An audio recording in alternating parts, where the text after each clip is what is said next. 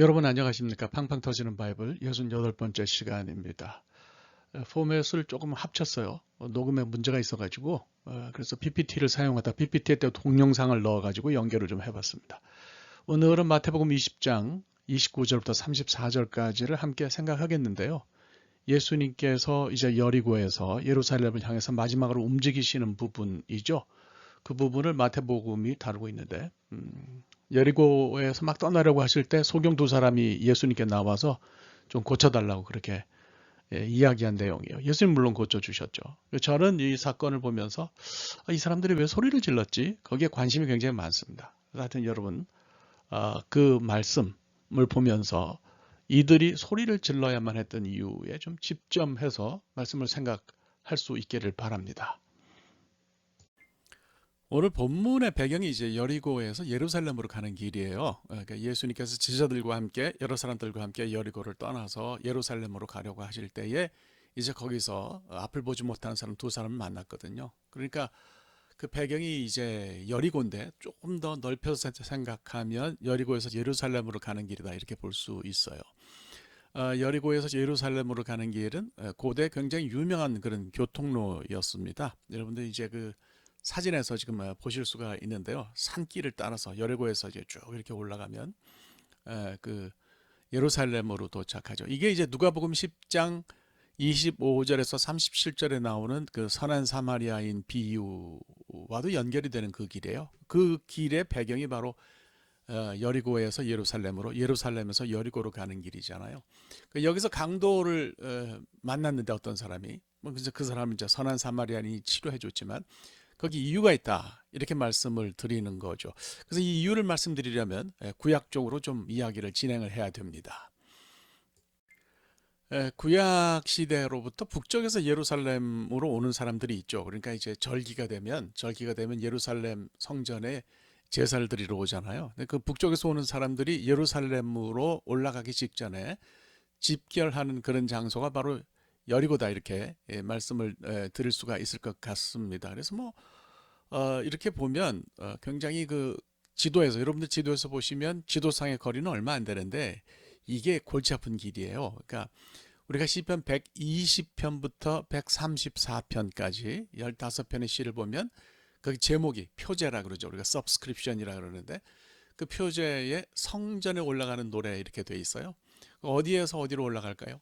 바로 예루살렘으로 올라가기 위해서 여리고에 집결해서 여리고에서 예루살렘으로 올라가는 거다 이렇게 말씀을 드립니다. 그러니까 예루살렘에서 제사장이 내려오면 같이 노래를 부르면서 이제 예루살렘으로 올라가는데 그때 부르는 노래가 시편 120편부터 134편까지다 이렇게 말씀을 드립니다. 아시다시피 예루살렘과 여리고는 높이로 따지면요 한 1000m 차이가 나는 거예요. 여리고가 수면보다 한 250m 낮거든요. 예루살렘에서 여리고를 가기 위해서 동쪽으로 이렇게 고속도로를 쭉 타고 가면 점점 내려가죠. 내려가는데 내려가다 보면 큰 팻말이 하나 있어요. 여기가 해수면 0m입니다. 그런 그 팻말이 나와요. 거기서부터는 이제 바다 밑으로 이렇게 내려가는 거다 이렇게 말씀을 드리는 거죠. 여러분 그 생각해 보세요. 거리가 여리고에서 예루살렘까지 거리가 한 25.6km 되죠. 거기다가 그걸 그냥 평지를 걷는 게 아니라 1000m짜리 산을 올라가는 거예요. 이거 쉽지가 않습니다. 글쎄 한 25km면 성인이 평지를 걷는데도 한 대여섯 시간 걸어야 되거든요. 그런데 산을 올라가는 거잖아요. 1000m 높이 산을 올라가는 거잖아요. 그러니까 그게 얼마나 힘들었겠습니까? 그래서 시편 121편을 보면 내가 산을 향하여 눈을 들리라. 여리고까지 오는데도 죽을 고생하면서 왔는데 야 예루살렘이 어디야? 그런데 보니까 1000m짜리 산 위에 있거든요. 그러니까 이제 그런 노래가 나오는 거죠. 시편 121편에서 내가 산을 향하여 눈을 들리라. 나의 도움이 어디서 올꼬. 아유 이제 힘이 다 빠지고 어려운데 이제 그때 대답이 오죠. 천지를 지으신 하나님에게서 온다. 뒤에 이어지는 표현 가운데 낮의 해 밤의 달이 나를 해친다 해치고 상하게 할 수 있는데 하나님께서 그거 다 지키신단 말이지. 주무시지도 않고 졸지도 않고 지키신다. 이런 얘기가 다 이런 그 길의 험한 데서 오는 거예요. 이해가 가는 말이죠. 그래서 무리는 몰라도 개인이 이 길을 걷게 되면 강도의 표적이 되기가 십상이죠. 순례자가 돈과 짐승을 가지고 있기 때문에 그렇다. 이렇게 말씀을 드립니다.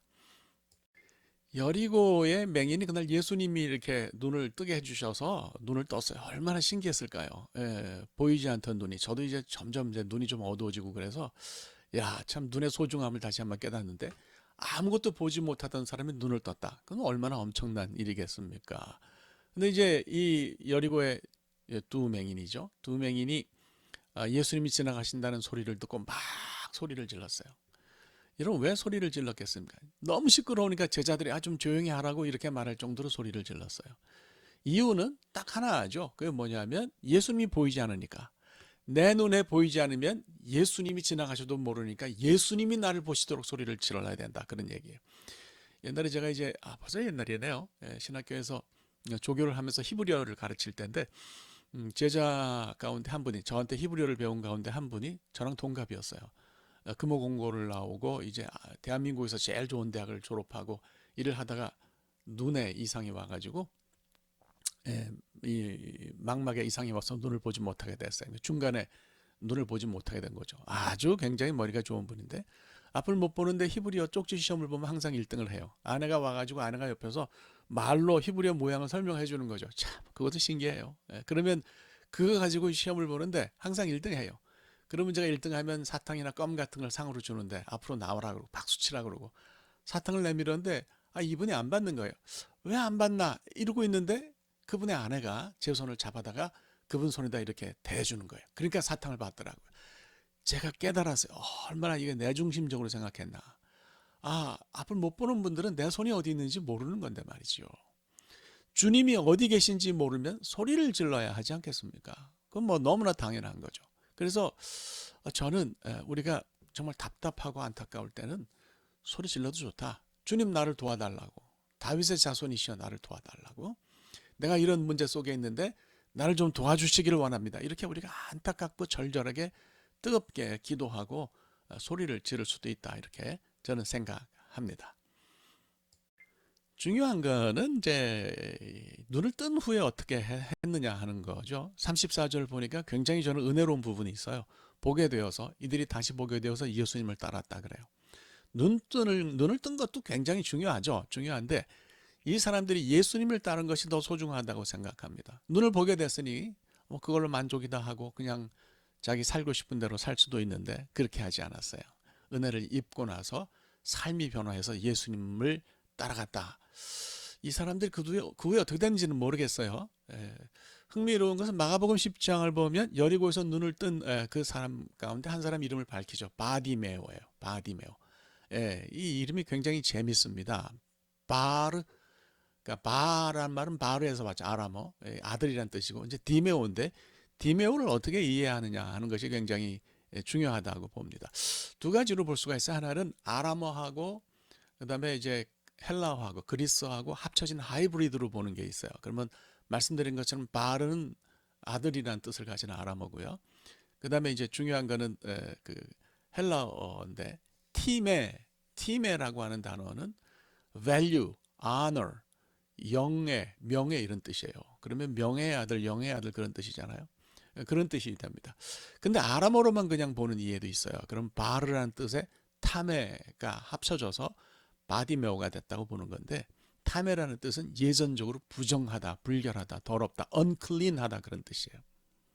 여러분 이런 그 전혀 상반된 이름을 보면서 어떻게 생각하십니까? 저는 그런 생각이 들어서요. 묵상을 하는데 이 사람이 한때는 부정함의 아들이었을지 모르겠다. 부정함의 아들인 거지. 앞을 못 보니까 회당에도 못 가고 그냥 예전적으로 그렇게 부정한 생도로 살았을 테니까.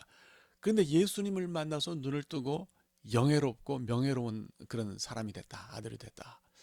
이거 굉장히 의미가 있다고 생각합니다. 이것이 예수 믿는 사람에게서 또 예수 믿는 사람에게 일어나는 일이 아닌가 그렇게 생각합니다. 전체적으로 정리를 할까요?